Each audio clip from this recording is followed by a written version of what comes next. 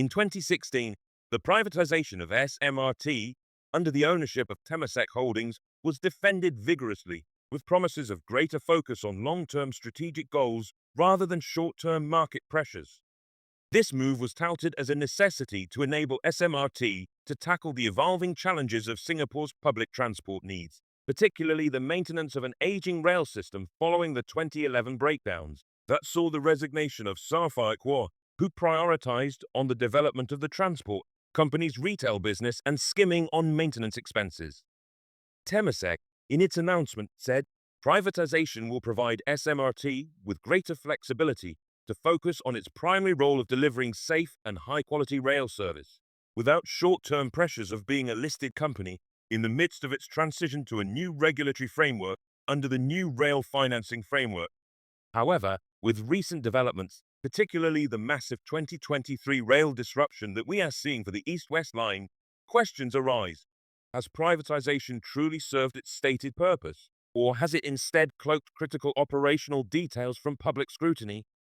The annual reports published by SMRT before and after its privatization tell a tale of changing transparency levels.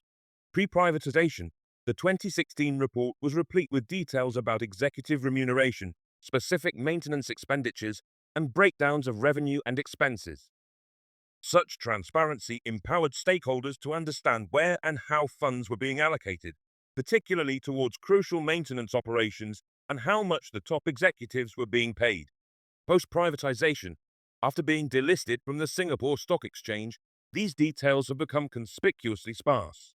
The 2023 report, for example, lacks detailed disclosures about how much is spent on maintenance and whether these activities are handled in-house or outsourced to subcontractors.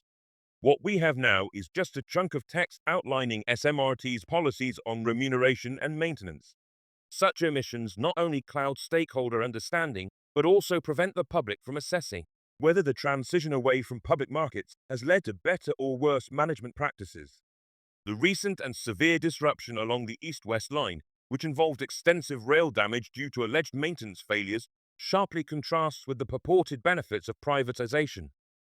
The lack of detailed financial reporting makes it difficult to verify if appropriate investments are being made in maintenance, or if cost-cutting measures have led to reduced direct oversight and increased reliance on potentially less accountable subcontractors. Discussion on Reddit recalled remarks made by SMRT Corporation Chairman Mr. Siao Moon Ming in a June 2023 interview with the Straits Times. He stated, "We never want to under-maintain because in the past it was an issue, but neither do we want to do over-maintenance." At that time, the 67-year-old emphasized the need for high performance while also considering costs. The Straits Times even boasted about the significant improvement in SMRT's train services since his appointment. While acknowledging that SMRT can always improve, Mr. Sia cautioned against excessive efforts to achieve ever higher reliability scores, citing the risk of overspending public funds received through government grants. The ST even boasted about the reliability of SMRT's train services has improved significantly since his appointment. Mr. Sia mentioned that SMRT is leveraging technology such as data analytics to optimize its maintenance regimen and better predict when components need replacement. He noted that SMRT's rail lines have consistently achieved a mean kilometers traveled between failures of over 1 million train kilometers, a recognized international measure of rail reliability. Separately, SMRT Group Chief Executive Mr. Nguyen Hoon Ping, who was appointed in August 2022, stated that the 1 million mkbf benchmark is sufficient from a regulatory standpoint. The former LTA chief noted that raising this bar yields diminishing returns and could be prohibitively expensive. If 99.9% of the time the train is going to work, commuters will take the train. Once you reach 1 million mkbf, it is about there already, Mr. Nguyen said. So, what does Mr. C's position entail for the maintenance regime? When he says that SMRT does not want to do over maintenance, how much more or less have they actually spent on maintaining the rail system? We don't really know, given that financial details have been omitted from the transport company's annual report following its privatization. While the motive to shield SMRT from the volatility of public markets might have been well-intentioned, the resulting lack of transparency has significant repercussions.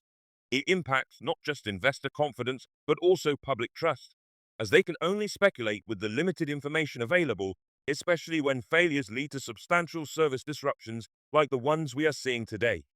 For privatization to be genuinely effective, it must be paired with a commitment to transparency that reassures the public about the responsible management of their critical transport services.